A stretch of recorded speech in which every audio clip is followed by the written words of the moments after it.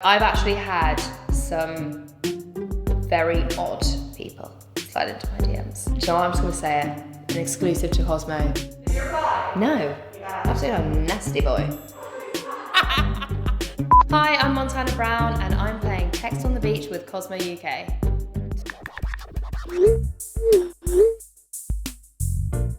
Don't forget to subscribe to see more.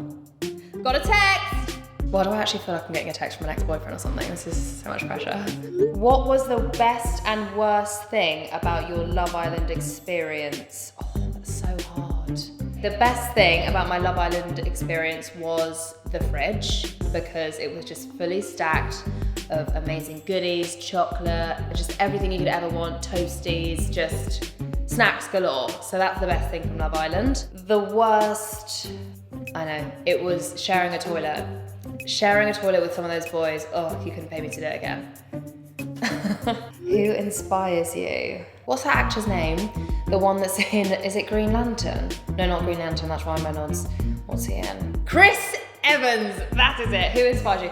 Chris Evans, I literally just watched a video of him and he was helping old people cross the street. He was helping people going up the stairs on the Oscars, and he was helping people do their dress at the Emmys, and I think it's gonna have to be Chris Evans today. Not overall though, because obviously he doesn't inspire me in everyday life, because we live quite different lives. But for now, for today, Chris Evans, you inspire me. Who slid into your DMs? Oh, wouldn't you guys like to know? I've actually had some very odd people slide into my DMs. Do you know what? I'm just gonna say it. An exclusive to Cosmo. David Spade. He's on 8 Simple Rules. Someone Google a picture, honestly. Chris Brown slid into my DMs. That was sweet.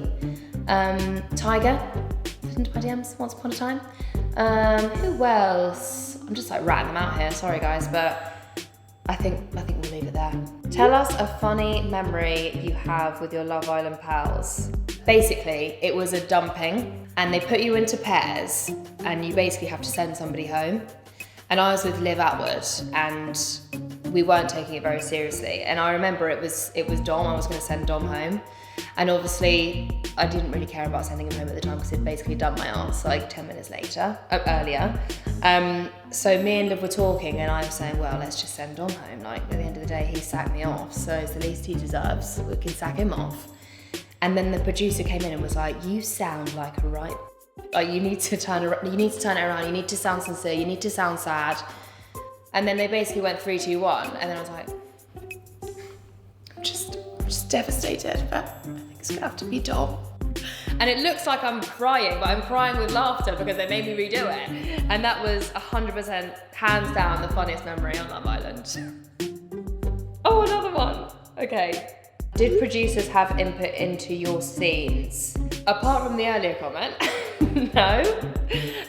But to be honest, they had input on me specifically because I kept singing songs and I didn't have the licensing for it, so they kept having to pull me up on it. So apart from that input of telling me to shush, they didn't really have that much input into conversations and, oh, you should say this. They didn't really have too much influence. I don't think we needed it. We were very drama-filled all by ourselves. What's one thing you wish fans knew about you? I'm just a bit of a loser, really. Like, I think people look up to Love Island stars and think, oh, they must be really cool and they must have all these outfits and they must just be super cool. I am so not cool. I was in chamber choir. I used to wear my kilt below my knee. I played lacrosse. I listened to classical music. I listened to country music. So I think that's what I wish that they knew, because I think I'm just your normal average gal from Hertfordshire, really. Do you ever reply to Instagram DMs? All the time. All the time. If I see a DM and it captures my heart in some way, I will respond. Obviously you get thousands and thousands a day, but I think it's really important to connect with people. And I think if people spend the time messaging you, saying something really sweet, or saying that they admire you, or that you've inspired them to do something or change something about their life, I think the least I can try and do is reply. Don't get me wrong, I'd like to reply to more than I do. But yeah, I do reply, especially if it's someone like, it's a verified thing, you know, obviously I'm gonna reply to that. Where do you want to be in 5 years? In 5 years, I picture myself in a lovely little cottage, detached, you know, lots of land, maybe some pygmy goats, some kids, a couple of dogs, husband, big ring on my finger, you know, the dream really. Holiday home in Marbella, maybe South Africa, maybe on a yacht somewhere with a cocktail, I don't know, probably there. Yeah, that's where I want to be in 5 years.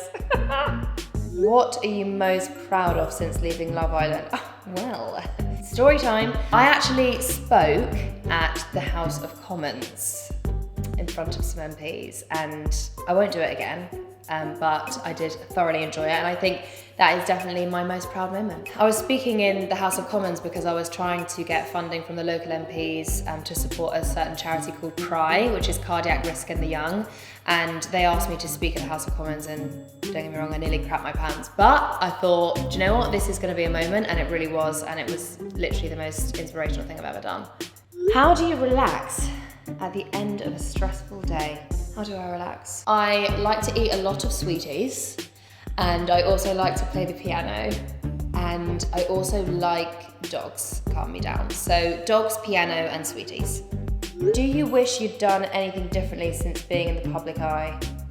No, I'm gonna say no. I don't wish I'd done anything differently, because I think making mistakes just makes you better.